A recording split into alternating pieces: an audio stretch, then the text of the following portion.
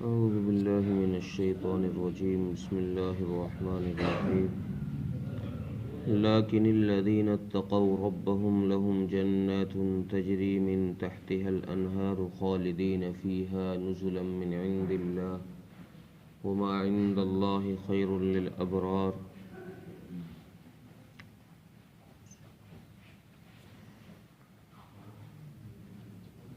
پچھلی آیتوں میں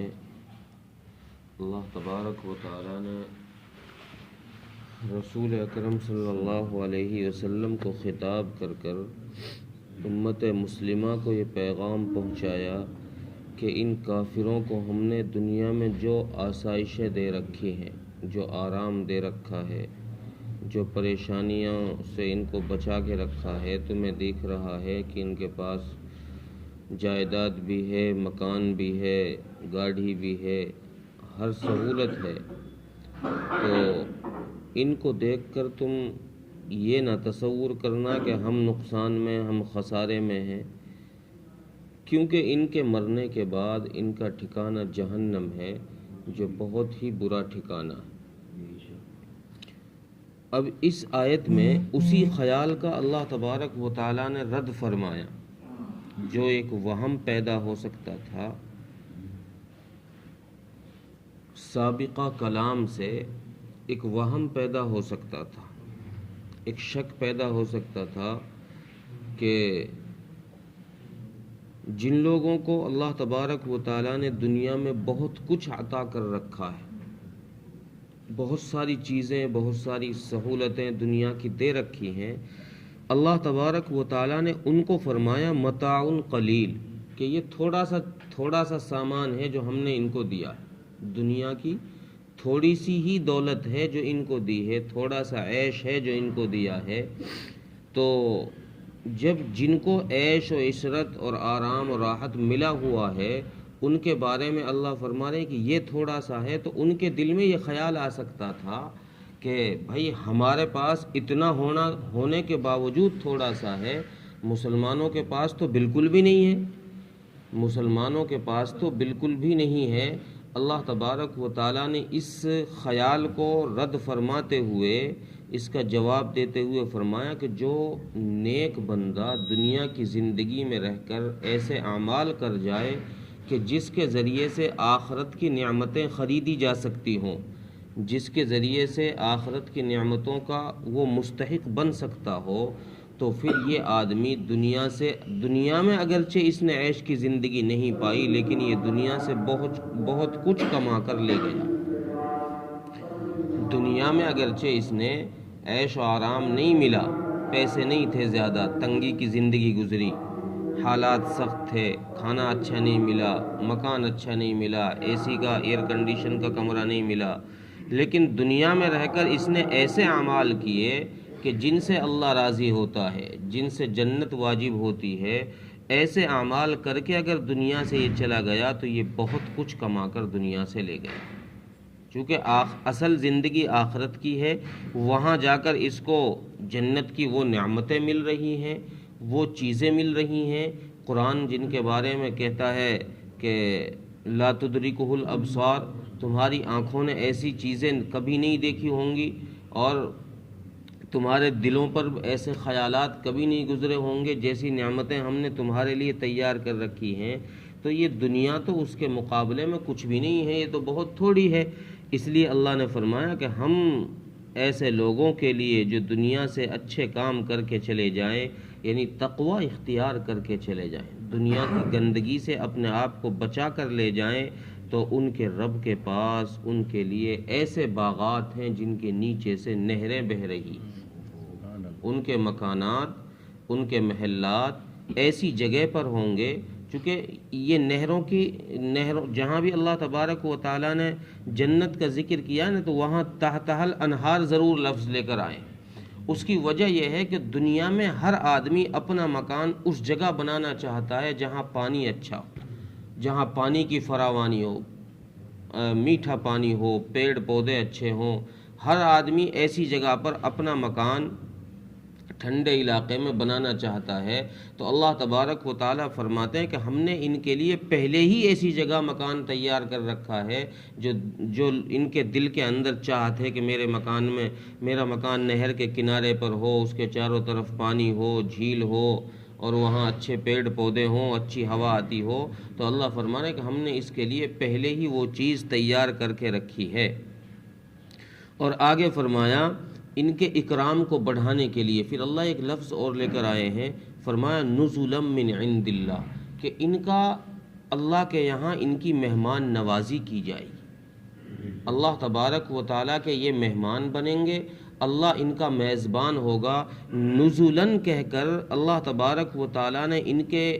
متقیوں کے، پرہیزگاروں کے، نیک لوگوں کے اعزاز کو بڑھایا ہے، اس لیے کہ اللہ فرما نزل کہتے ہیں اس چیز کو جو آنے والے مہمان کے لیے میزبان تیار کر رہا ہو۔ نزل اس چیز کا نام ہے جو مہمان کے لیے میزبان تیار کر رہا ہو۔ اب اللہ تبارک و تعالیٰ نے ان کا اکرام کیسے بڑھایا؟ اس طرح بڑھایا کہ دیکھو میزبان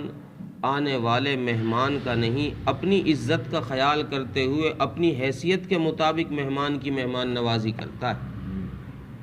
آنے والا مہمان جو ہے وہ کیسا بھی ہو، لیکن میزبان اپنی حیثیت کو دیکھتا ہے کہ میں کس حیثیت کا مالک ہوں، تو اس اعتبار سے وہ اس کے لیے کھانے کا، پینے کا انتظامات کرتا ہے۔ تو اللہ تبارک و تعالیٰ نے ان کو نہیں دیکھا کہ وہ کس لیول کے ہیں جو آ رہے ہیں میرے پاس میں، اللہ تبارک و تعالیٰ نے اس طرف اشارہ کیا ہے کہ میں اپنی شان کے مطابق کیا اکرام کروں گا، کیا کھانے کی چیزیں ان کے لیے تیار کروں گا، کیا نعمتیں ان کے لیے تیار کروں گا۔ اس لیے اللہ فرما رہے ہیں نزلا من عند اللہ، کہ میرے یہاں ان کی مہمان نوازی جو نیک لوگ ہوں گے۔ اور فرمایا وما عند اللہ خیر للابرار، اللہ کے یہاں جو بھی کچھ ہے، اللہ کے یہاں نیک لوگوں کے لیے جو بھی کچھ ہے وہ ان کے لیے بہتر ہی بہتر ہے۔ کوئی ایسی چیز نہیں ہوگی کہ کوئی گھٹیا قسم کی چیز دے دی جائے اللہ کی طرف سے اعزاز میں، ان کے اکرام میں، نہیں، اللہ کے یہاں سے جو بھی کچھ انہیں ملے گا وہ سب بہتر ہی بہتر ہوگا، اس میں کسی قسم کی کمی نہیں آئے گی۔ ایک حدیث میں ہے، حضرت عمر بن خطاب رضی اللہ عنہ فرماتے ہیں کہ ایک دن رسول اکرم صلی اللہ علیہ وسلم بالا خانے میں تشریف فرماتے، 2 منزلہ مکان، فرسٹ فلور پہ تھے، تو میں رسول اکرم صلی اللہ علیہ وسلم سے اوپر کی منزل میں ملنے گیا، تو میں کیا دیکھتا ہوں کہ آپ صلی اللہ علیہ وسلم، ایک چٹائی ہے، اس پر نہ کوئی چادر بچھی ہوئی ہے، نہ کوئی کپڑا بچھا ہوا ہے، کھجور سے بنی ہوئی ایک چٹائی، اس پر آپ صلی اللہ علیہ وسلم لیٹے ہوئے آرام فرما رہے ہیں، اور آپ نے سرہانے کو ایک تکیہ لگا رکھا ہے چمڑے کا، جس میں کھجور کے ریشے بھرے ہوئے، کھجور کے درخت سے جو ریشے نکلتے ہیں وہ بھرے ہوئے ہیں، اور ایک پکا ہوا چمڑا آپ کے پیروں کی طرف پڑا ہے، ایک کچا چمڑا آپ کے سرانے کی طرف اور لٹکا ہوا ہے۔ اور جب آپ نے کروٹ بدلی تو میں نے دیکھا کہ آپ صلی اللہ علیہ وسلم کے پہلو پر، آپ کے یہاں اس چٹائی کے نشانات ابھر آئے، لیٹنے کی وجہ سے اس میں جو اونچے نیچے داغ ہوں گے چٹائی میں، وہ نشانات رسول اکرم صلی اللہ علیہ وسلم کے جسم مبارک پر ابھر آئے، چھپ گئے۔ حضرت عمر فرماتے ہیں رضی اللہ تعالیٰ عنہ کہ میں یہ دیکھ کر مجھے رونا آ گیا، یہ چیز دیکھ کر مجھے رونا آ گیا، میں رونے لگ گیا۔ رسول اکرم صلی اللہ علیہ وسلم بیدار ہوئے تو آپ نے فرمایا عمر کیا بات، کیوں رو رہے ہو؟ اللہ کے نبی، یہ کیسر و کسرا کیسی راحت اور آرام میں زندگی گزار رہے ہیں، حالانکہ یہ حقیقت میں اللہ کی عبادت بھی نہیں کرتے، یہ حقیقت میں اللہ کی عبادت بھی نہیں کرتے، پھر بھی یہ کیسی عیش و آرام کی زندگی گزار رہے ہیں۔ آپ تو اللہ کے رسول ہیں، اللہ کے پیارے ہیں، اللہ کے لاڈلے ہیں، آپ کی یہ حالت؟ آپ صلی اللہ علیہ وسلم نے ارشاد فرمایا عمر، تم کیا یہ چاہتے ہو کہ اللہ تبارک و تعالیٰ نے ان کو تو اس دنیا میں ساری من پسند چیزیں دے رکھی ہیں، کیا تمہیں بھی وہ چیزیں یہیں مل جائیں؟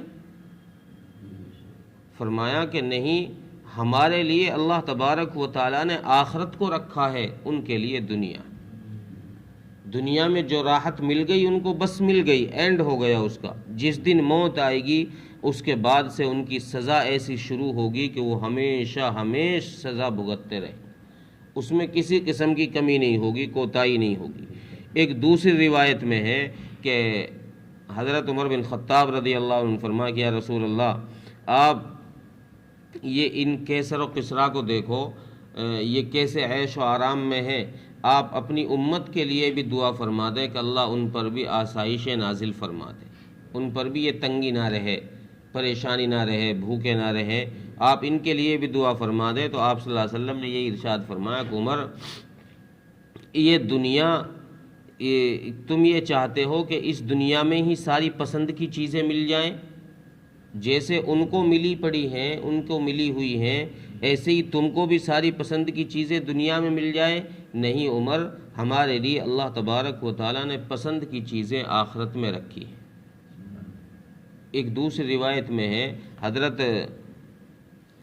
عبداللہ بن عمر بن عاص رضی اللہ تعالیٰ عنہ فرماتے ہیں کہ رسول اکرم صلی اللہ علیہ وسلم نے ارشاد فرمایا کہ دنیا مومن کے لیے قید خانے کی طرح ہے، قید خانہ ہے، اور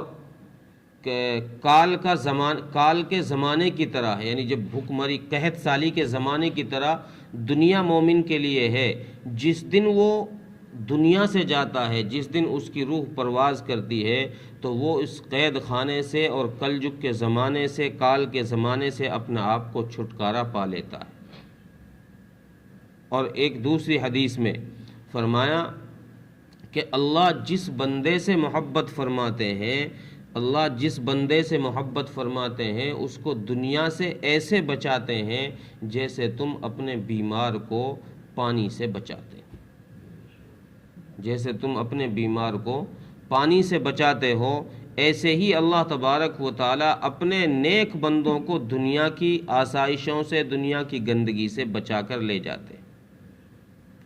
تو یہ اس آیت میں اس طرف اشارہ فرمایا، اور مسلمانوں کو اور نیک لوگوں کو یہ تسلی دی کہ تمہیں گھبرانے کی ضرورت نہیں ہے، ہمارے پاس تمہارے لیے بہت کچھ ہے۔ ترجمہ دیکھیں، لیکن الذین اتقوا ربهم لهم جنات تجری من تحتها الانہار خالدین فیہا نزلا من عند اللہ، لیکن وہ لوگ جنہوں نے تقوی اختیار کیا، جو اپنے رب سے ڈرے، ان کے لیے ان کے رب کے پاس ایسے باغات ہیں جن کے نیچے سے نہریں جاری ہیں، اور پھر یہ ان میں عارضی نہیں رہیں گے۔ اللہ نے فرمایا خالدین فیہا، اس میں ہمیشہ ہمیش کے لیے ان کا کر دیا جائے گا، ہمیشہ ہمیش رہیں، کوئی نہیں نکالے گا۔ نزلا من عند اللہ، اور اللہ کی طرف سے ان میں ہی ان کی مہمان نوازی ہوگی، ان باغات میں ہی مہمان نوازی اللہ کی طرف سے ان کی ہوتی رہے گی۔ وما عند اللہ خیر للابرار، اور اللہ کے پاس مہمان نوازی کے لیے جو بھی کچھ ہے وہ نیک لوگوں کے لیے بہتر ہی بہتر ہے۔ اللہ تعالیٰ عمل کی توفیق عطا فرمائے۔